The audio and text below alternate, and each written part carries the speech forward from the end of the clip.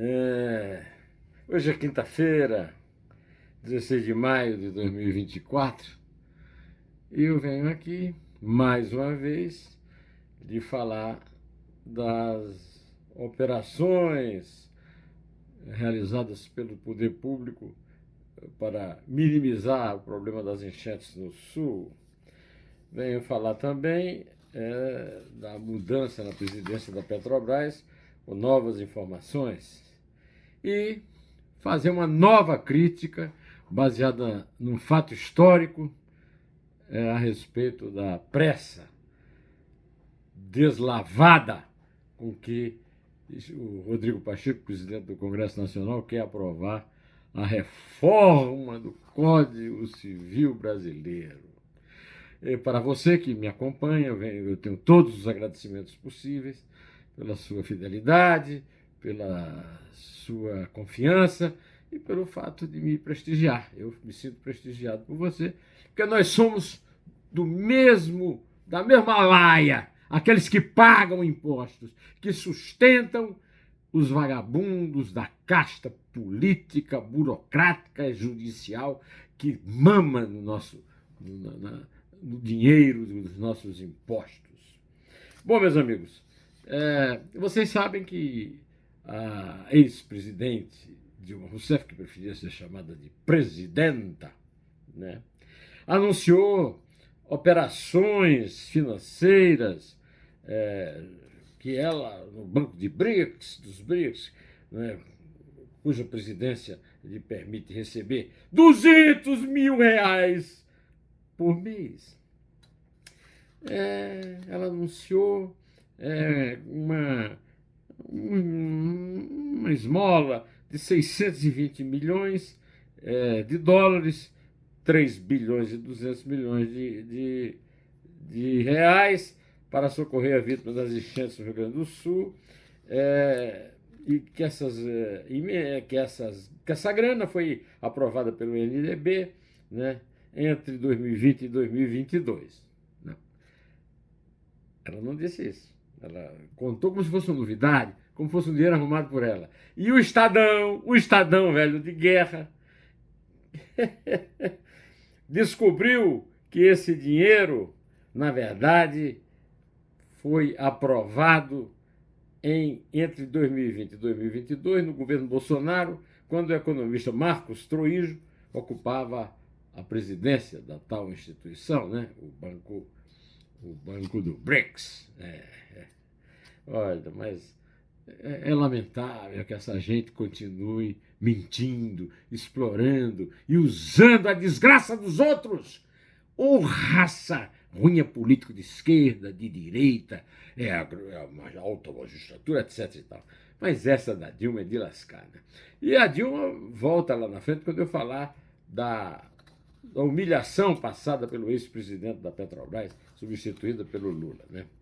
Pois é, meus amigos, outro vilão dessa história toda lá do Rio Grande do Sul, o governador Eduardo Leite.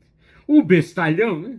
O mínimo que se pode falar dele, né? Que disse que talvez o excesso de doações para o Estado pudesse prejudicar o pequeno comércio, né, lá do Rio Grande, né? Pediu desculpas, o marido já veio defendê-lo e tal, mas eu acho da maior oportunidade registrar aqui o depoimento de um comerciante, quer dizer, de uma pessoa que seria teoricamente prejudicada pelas doações. Eu achei muito lúcido o que o Luiz Arthur Schneider, de 59 anos, falou para a Band News em resposta à frase "pra lá de infeliz", né, de Eduardo Leite. Ele é aposentado, dono de um comércio no interior do estado com a mulher, Roseli Schneider, de 58. Juntos vendem pães, biscoitos e sorvetes. O casal morou em Roca Salles por 36 anos, mas há 2 anos decidiu sair da cidade após uma enchente que atingiu o município. Aqui sempre teve enchente, disse, mas a água nunca tinha chegado dentro de casa, como aconteceu no ano passado, e ultrapassado a casa, como aconteceu agora, disse a mulher dele, Roseli.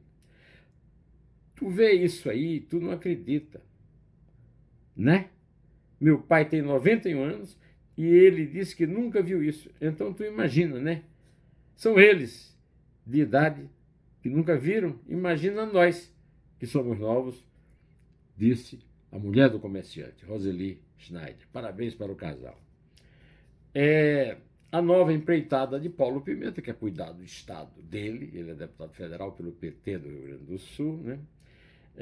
Como ministro da Secretaria Extraordinária para a Recuperação do Rio Grande do Sul, está despertando especulações bastante legítimas, né? Sobre o futuro político dele. Vai ser governador e tal, né?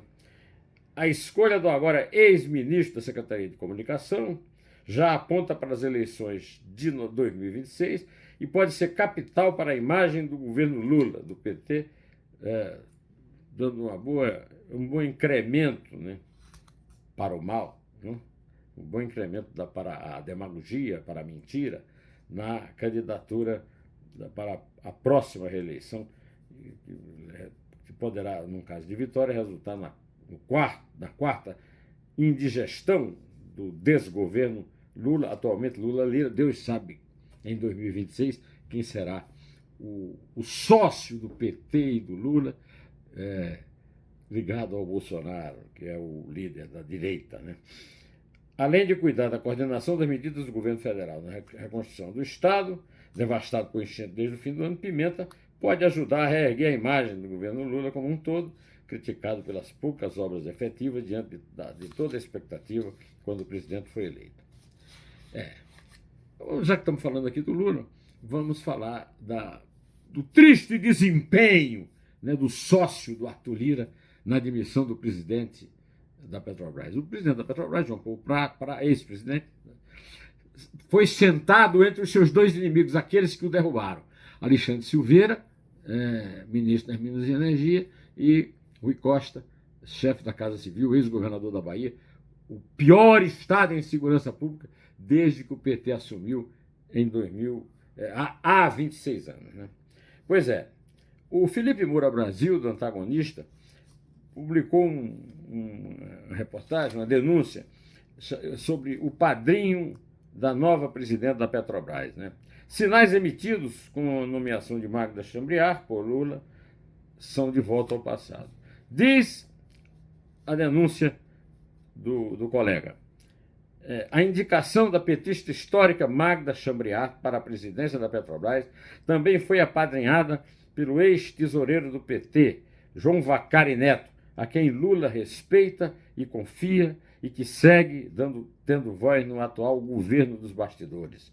Registrou o Estadão nesta quinta-feira, 26 de maio de 2024. O ex-tesoureiro do PT, João Vacari Neto, por exemplo, sempre foi afagado pelos pares. Tinha boquinha em Itaipu, garantida por Dilma Rousseff, enquanto era investigado, e ganhou outra na CUT do Paraná após sair da prisão.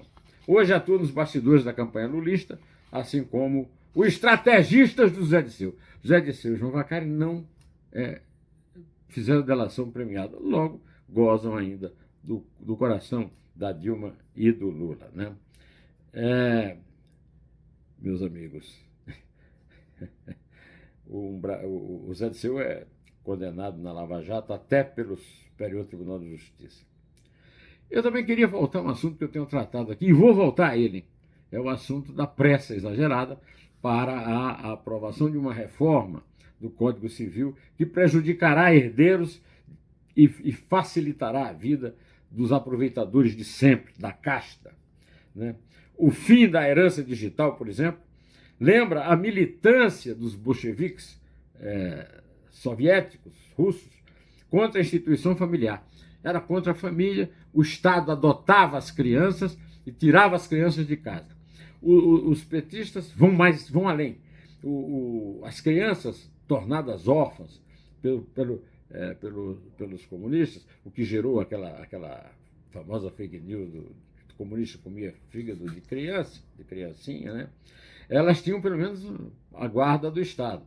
Os deserdados da reforma apressada do Código Civil não terão nem isso, não terão proteção de ninguém. Ficarão desvalidas, sem ter a quem apelar pelo seu sustento. Agora, por falar, hoje é um dia muito trágico. Morreram 3 grandes personalidades do esporte brasileiro, né? Vamos começar pelo narrador Silvio Luiz. Silvio Luiz morreu nesta quinta-feira, aos 89 anos. Estava internado na UTI do Hospital Oswaldo Cruz, em São Paulo, desde o dia 8 de maio. O narrador sofreu um derrame enquanto trabalhava na transmissão digital da Record do jogo Palmeiras e Santos, na final do Campeonato Paulista de futebol há mais de um mês. O Silvio era filho da apresentadora Elizabeth Darcy, Silvio Darcy, né? Que eu conheci, que eu trabalhei com ela. Ela trabalhava na assessoria de imprensa de Figueiredo Ferraz, quando era prefeito de São Paulo, e eu trabalhei também lá na mesma época. Era uma mulher muito bonita, muito elegante, muito simpática, gente muito fina, né? O Silvio se destacou, né? Primeiro como um repórter de campo muito inventivo, né? E depois como narrador, né? Todo mundo se lembra que ele não gritava gol. Ele dizia assim, olho no lance, no lugar de gol. E tinha expressões lindas, né? Pelo amor dos meus filhinhos, pelas barbas do profeta, né? Ele era casado com uma cantora também famosa, a Márcia. A Márcia fez grande sucesso na música popular brasileira, principalmente Ronda, do cientista Paulo Vanzolini, né? Que é um clássico na voz da Márcia, né? A Márcia agora é uma viúva. O Silvio Luiz nunca escondeu ninguém, que era São Paulino de origem familiar, né? O jornalista e ex-técnico do Flamengo, Washington Rodrigues, conhecido como Apolinho, morreu na noite de quarta-feira, 15 de maio, aos 87 anos. A filha disse que ele morreu alegre, feliz, porque o Flamengo aplicou uma goleada no Bolívar e está muito perto de se classificar depois de quase excluído da Copa Libertadores da América, o jogo de 4-0 no Maracanã, em que o desempenho do Flamengo foi razoável e por isso o Apolinho ficou feliz, segundo a filha, né? Ele tinha passagem pela Rádio Globo, Rádio Nacional e Rádio Tupi. Na carreira de comunicador, criou diversos bordões com suas transmissões, como o Silvio, né? Entre os mais famosos estão Briga de Cachorro Grande, Chocolate, né? Chocolate é quem indica uma goleada, né? Chocolate, mais de 4 gols de diferença, um chocolate. Mais Feliz que Pinto no Lixo e Capinar Sentado. Fanático pelo Flamengo, morreu no intervalo do jogo e foi técnico do Romário no Flamengo. E, por fim, uma pessoa da minha amizade pessoal, o Antero Greco, jornalista esportivo que morreu na quinta-feira, 16, aos 69 anos, em decorrência de um tumor cerebral.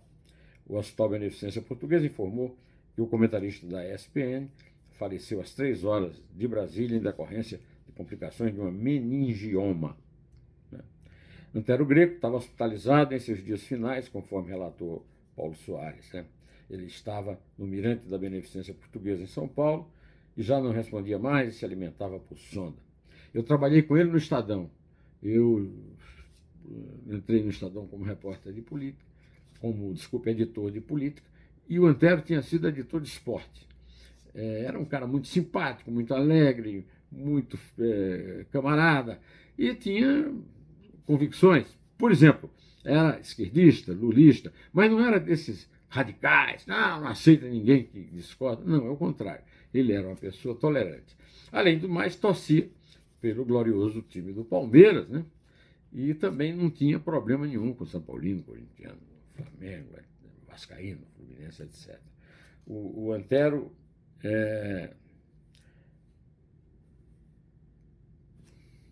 e vá lá para o céu cuidar de todos nós, principalmente do Brasil, em particular do estado do Rio Grande do Sul.